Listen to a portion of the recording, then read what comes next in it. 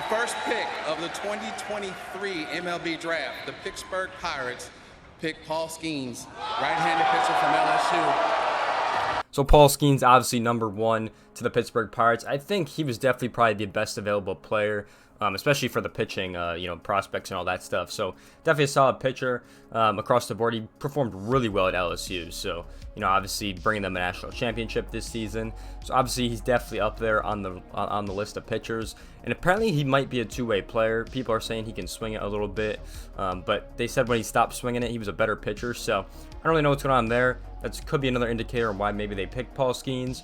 But yeah, he just looks really good, really solid pitcher, 6'6", 235 pounds. I mean, overall, this guy's going to be really good on the mound. So excited to see how good he does in the minors. And, I think a couple of these guys could be in the futures game, at least next season, like we saw with De La Cruz. So could be interesting to see how these guys perform and see how quick they're going to get in the minor leagues and start, destroying the competition down there. But Paul Skenes definitely deserving of that number 1 prospect. With the number 2 pick in the 2023 MLB draft, the Washington Nationals select Dylan Cruz, an outfielder from LSU.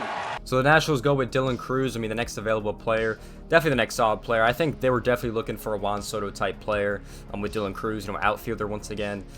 So definitely a solid player, 6 feet tall. I mean, really good player in general. So definitely was ripping it up at LSU at starting leadoff, and even through the whole tournament, he was playing well. You could always rely on him to get a hit, 2 hits games, pretty consistently throughout the whole tournament, and obviously leading that team to a national championship. So doing a really solid job for him. Dylan Cruz is going to go number 2 to the Washington Nationals, and definitely reminds me a lot of Juan Soto in coming up. With the 3rd pick of the 2023 MLB draft, the Detroit Tigers select Max Clark, an outfielder from Franklin Community High School, Franklin, Indiana. So Max Clark goes number 3 overall. Definitely the best high school player. Looking at a lot of his videos and stuff, he definitely looked like a solid player. I mean, he was consistently hitting home runs, consistently making good plays in the outfield. And he was a really good teammate from all the videos I've watched on him. So 6'1", 190 pounds, high school senior. Definitely a solid pick for Detroit. Definitely could be one of the players they rebuild their franchise around. With the 4th pick of the 2023 MLB draft, the Texas Rangers select Wyatt Langford, an outfielder from the University of Florida. I mean, Wyatt Langford to the Rangers. I mean, I was kind of shocked that, Detroit didn't select him, but, I mean, this is only going to get the Texas Rangers even better. This team's already in first place right now, so this guy can take as long as he wants probably to get up there or as short as he wants. So definitely going to make a big impact to their outfield.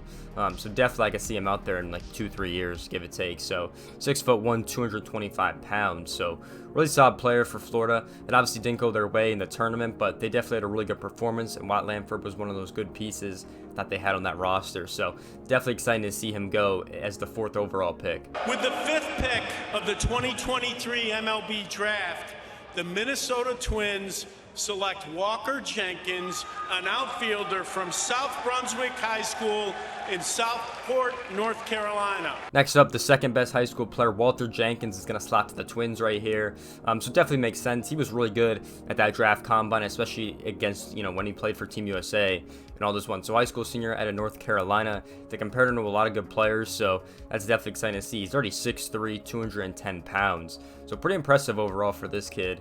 Definitely going to be, a good piece, especially with the Twins. They already got Byron Buxton out there. He could definitely add a solid piece when he eventually gets up there. So very interesting to see for them. I think the Twins got a really good pick right there. With the 6th pick of the 2023 MLB draft, the Oakland Athletics select Jacob Wilson, a shortstop from Grand Union University. So Jacob Wilson is going to go to the A's. Now, I think this is a really interesting choice. There are a lot of other options on the board right here. He was ranked the 10th prospect, and he falls at number 6. So really interesting. I think this is a solid choice. His dad obviously played in the major leagues. Played with the Pirates, I'm pretty sure, for most of his career. But obviously from Grand Canyon University, they had a really good run. I was watching a lot of their games, definitely throughout their run and their tournament run. Interesting overall that he goes to the A's, 6'3", 190 pounds. So definitely a solid piece for Jacob Wilson. We'll see if he's with there when the A's are actually going to win in Vegas. So be interesting to see. Yeah, it's a dream come true for sure. This is a moment I've been waiting for for a long time now, and I'm just super excited to hear my name called, and I'm just super thankful for my family and friends who supported me throughout this entire process. With the 7th pick of the 2023 MLB Draft, the Cincinnati Reds select Rhett Lauder, a right-handed pitcher from Wake Forest. Wyatt Lauer, obviously from Wake Forest, is going to go at number 7. Definitely the best pitcher for Wake Forest, I have to say that. Really solid pitcher when he was on the mound. I mean, the hair reminds me of Tim Lincecum a lot. That's kind of the best comparison I had to him, at least watching him. But I think his motion reminds a lot of people of Randy Johnson. That's kind of the first thought I had when he was throwing on the mound. So very interesting overall. Seems like a really solid player. So definitely going to make an impact for the Reds, especially because they're another team that's in first place. So looking pretty solid. With the 8th pick of the 2023 MLB Draft, the Kansas City Royals select Blake Mitchell, a catcher from Sinton High School in Sinton, Texas. Blake Mitchell's going to go to the Royals right here. The Royals are pretty much known for taking a lot of high school talent. And a catcher, first catcher we've seen going in the draft. So this guy, another high school senior out of Texas. So looks really solid. From a lot of the stats I've seen, a lot of the videos, he looks like a really solid player.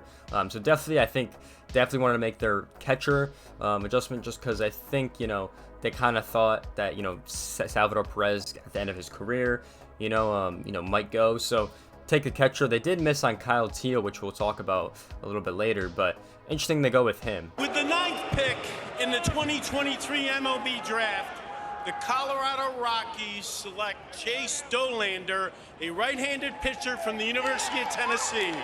Chase Dollard from Tennessee is obviously going to the Rockies, right-handed pitcher. Looks pretty solid, especially because the Rockies got to overpay for their pitching.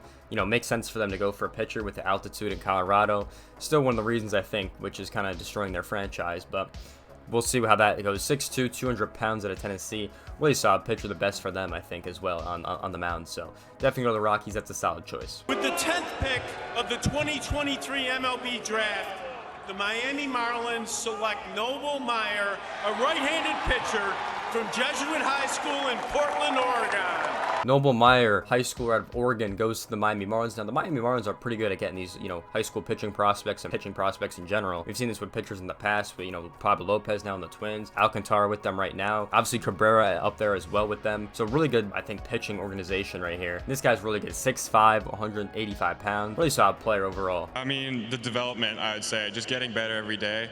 That's the part that excites me the most. And, I wouldn't be anywhere without my family, coaches.